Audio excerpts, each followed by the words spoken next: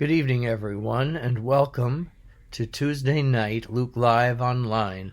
I'm Father James DiLuzio, and tonight's pericope is Luke chapter 23, verses 32 to 43.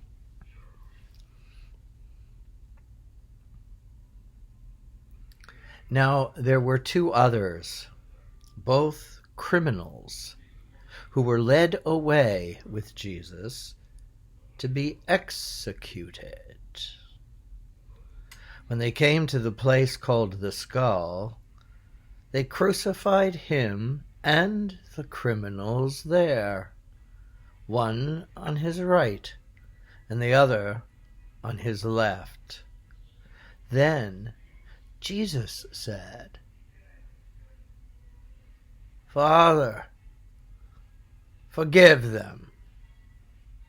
They do not know what they do." They divided his garments by casting lots. The people stood by and watched. The rulers, meanwhile, sneered at him and said, "He saved others. Let him save himself, if he is the chosen one, the Messiah of God." Even the soldiers jeered at him, and when they came to offer him wine, they called out, "If you are king of the Jews, save yourself." Above him there was an inscription that read, "This is the King of the Jews." Now one of the criminals hanging there reviled Jesus and said, "Are you not the Messiah? Save yourself and us." The other, however, rebuking him, said in reply, "Have you no fear of God? For you are under the same condemnation. Indeed, we have been condemned justly, for the sentence we received corresponds to our crimes. But this man has done nothing criminal." Then he said, "Jesus, remember me when you come into your kingdom." He said to him in reply, "Amen. Today you will be with me in paradise."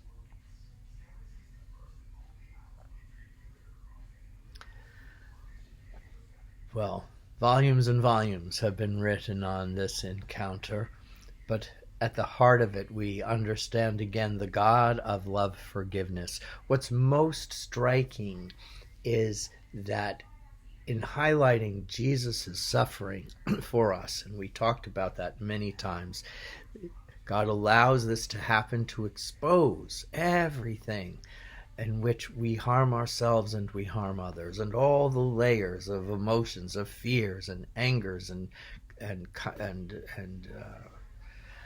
condemnations and hatreds and prejudices and, well, everything. It's the worst of human nature that brings Jesus, but also the other two who are actually criminals. And so we see that God doesn't just suffer with the just and the righteous, but with everyone, whether good or evil, the actions are right or wrong. God suffers with the consequences that occur for everybody. So this is extremely important, and Luke highlights the fact of these criminals on his right and left. The others, Gospels mention them, of course, but here we have an actual conversation with them. And it's in the context of, "Father, forgive them, they know not what they are doing." But he's including even the criminals being crucified, as well as himself. They know not what they're doing. They're all the victims of this mob mentality and this thirst for blood or for gore or for spectacle. Now, of course, Uh, Jesus is the true innocent victim. But as we said, all of this has to be exposed. All the ways we deny goodness or are afraid of true transformation or change. So we have them being crucified, one on his right, one on his left. They divide his garments by casting lots. Again, the kind of indifference, the money grabbing. I often get a picture in my mind of, you hear those terrible situations after a death where, well, the relatives and friends are just grabbing for all the material things, and there's really not a true grieving or mourning, a collection, a recollection. It's a collection instead of a recollection of an individual, and all that he or she was and was not, to be humble and prayerful before God. So we have that. We have the rulers jeering at him, the irony of the sign. This is the King of the Jews. Again, it's so ironic, because not only, of course, for us who understand Jesus is inaugurating a new kingdom for the Jewish people and for all those who wish to follow him and become part of a chosen people to witness to God's love, forgiveness, to expand the deep morality of the Ten Commandments and the Beatitudes, and then all the expectations for a king are thrown out. Power, glory, might, everything Jesus rejected again at his temptations at the beginning of his public ministry. Was there something else I wanted to say as I'm thinking through?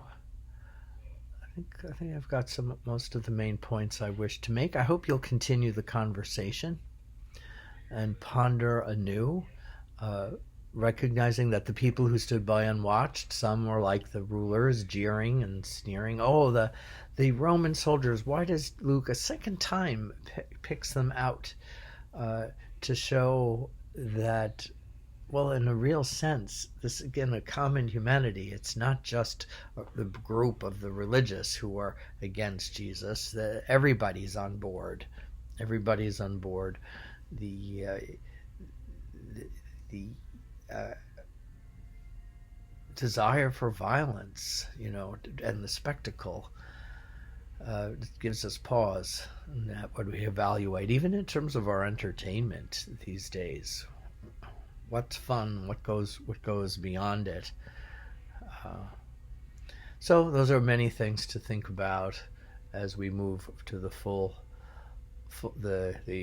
fullness of the crucifixion. Next week we'll have Jesus' actual death and being taken down, the deposition, a deeper meaning of deposition than in the legal sense. So thank you for joining me. I hope you too have a prayerful week, something to really ponder, stand in awe of what God endures about humanity, while still assuring that God is with us and that things don't have to be the way they are, but we can be transformed with the grace of God, and others can be too. Be surprised. There may be a penitent thief amongst our relatives and friends these days. Good night, everyone. God bless.